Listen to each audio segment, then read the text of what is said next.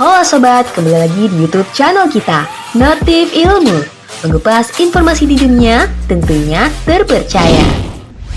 Bumi yang kita tinggali adalah bagian dari rahasia alam semesta dan masih terus diteliti oleh para ilmuwan. Ada pertanyaan menarik tentang sampai mana batas antara bumi dan luar angkasa.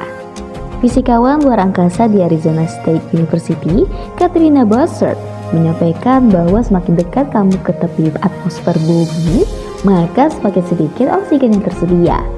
Umumnya, para pendaki di Gunung Everest membawa tabung oksigen agar membantu mereka bernapas dengan bebas di ketinggian. Sebab oksigen pada ketinggian tersebut lebih sedikit dibandingkan dengan di tempat yang jauh lebih rendah. Kondisi ini akhirnya memicu pertanyaan tentang sampai mana batasan antara bumi dengan luar angkasa. Ada di mana ujung bumi? Penasaran? Langsung saja, ini dia. Para ahli mencoba menjelaskan ujung dunia dan antariksa. Perbatasan itu dijuluki garis Kármán, dinamai dari fisikawan Amerika Hungaria Theodor von Kármán pada tahun 1957. Erskine mengatakan bahwa ia adalah orang pertama yang mencoba menentukan batas antara bumi dan luar angkasa. Jalur tersebut bukan hanya untuk keterbatasan pesawat terbang, tetapi untuk para ilmuwan dan insinyur yang mencari tahu bagaimana pesawat ruang angkasa dan satelit dapat berhasil mengorbit bumi. Seorang fisikawan luar angkasa di Arizona State University, Katrina Bossert, mengatakan bahwa garis Kármán adalah rentang perkiraan yang menunjukkan ketinggian di mana satelit dapat mengorbit bumi tanpa terbakar atau jatuh dari orbit sebelum mengorbit bumi setidaknya sekali. Asisten Profesor Ilmu Atmosfer University of California, Matthew Eagle, menambahkan garis itu didefinisikan sekitar 100 km di atas bumi. Namun bukan tidak mungkin ada yang mengorbit di bawah garis tersebut. Eagle menjelaskan ada kemungkinan sesuatu mengorbit bumi pada ketinggian di bawah garis Kármán, tetapi akan membutuhkan kecepatan orbit yang sangat tinggi yang akan sulit dipertahankan karena gesekan. Tapi tidak ada yang melarangnya. Dia juga menjelaskan, di sanalah letak perasaan yang harus dimiliki seseorang untuk garis Kármán. Ini merupakan ambang batas imajiner namun praktis antara perjalanan udara dan perjalanan antariksa. Bossert menjelaskan ada berbagai faktor menentukan berapa banyak hambatan udara. Ini seperti ukuran dan bentuk satelit. Dengan begitu, akan berakibat pada kemampuan saat mengorbit bumi dengan satelit.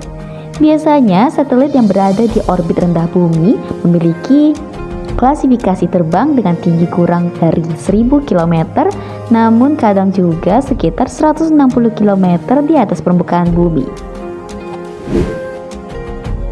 Biasanya, satelit yang berada di orbit rendah bumi memiliki klasifikasi terbang dengan tinggi kurang dari 1000 km, namun kadang juga sekitar 160 km di atas permukaan bumi. Satelit yang berada di orbit rendah itu, Bossert mengatakan akan jatuh dalam beberapa tahun. Ia menjelaskan itu karena ada tarikan dari atmosfer atas bumi secara bertahap memperlambat kecepatan orbit. Yang mana ketika kamu semakin jauh dari bumi, atmosfer menjadi kurang padat. Komposisinya juga berubah, dan atom serta molekul yang lebih ringan mulai mendominasi. Sementara molekul berat tetap lebih dekat ke permukaan bumi. Badan Penerbangan dan Antariksa Amerika Serikat, NASA, mengungkapkan bahwa seluruh lapisan atmosfer turut berperan dalam memastikan bumi dapat menampung semua jenis kehidupan. Lapisan tersebut juga melakukan segalanya mulai dari memblokir radiasi kosmik penyebab kanker hingga menciptakan tekanan yang diperlukan untuk menghasilkan air. Seiring dengan pergerakan manusia mendekati atmosfer, tekanan udara juga akan semakin menurun dengan signifikan. Area tersebut ialah batas yang telah ditentukan para ilmuwan sebagai tanda berakhirnya atmosfer bumi, sekaligus awal dari wilayah luar angkasa. Titik yang menjadi batas antara bumi dan luar angkasa ini dikenal sebagai garis Kármán, yang diambil dari nama fisikawan Amerika Hungaria bernama Theodor von Kármán pada 1957. Pada dasarnya, garis yang membatasi antara bumi dengan luar angkasa tidak dapat terlihat seperti tanda yang biasa kamu lihat saat berada di darat. Igel menjelaskan, garis itu bukan berbentuk fisik, jadi orang tidak akan menyadarinya, juga tidak memiliki ketebalan apapun. Pada prinsipnya, penerbangan masih memungkinkan sampai ke jalur Kármán.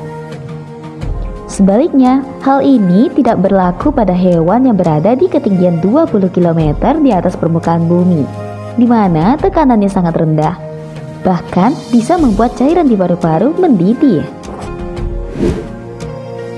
Nah, dari penelitian para ilmuwan di Universitas California San Diego, Amerika Serikat, mengungkapkan bahwa dengan jalan super cepat ini, asteroid dapat menempuh perjalanan dari Jupiter ke Neptunus dalam waktu kurang dari 10 tahun.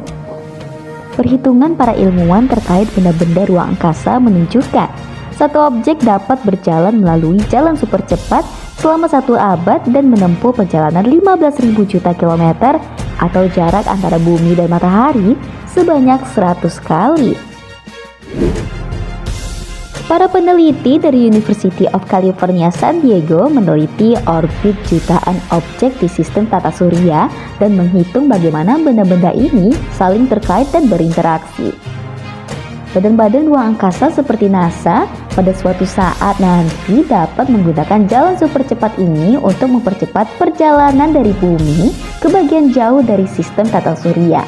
Namun, sejauh ini para ilmuwan belum dapat memastikan berapa cepat perjalanan ini.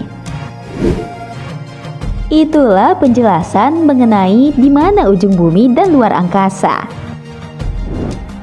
Nah, sampai sini dulu ya sobat. Oh iya, jangan lupa tekan tombol lonceng dan subscribe supaya kamu dapat lebih tahu info terupdate dari Notif Ilmu. Sampai jumpa di video selanjutnya ya.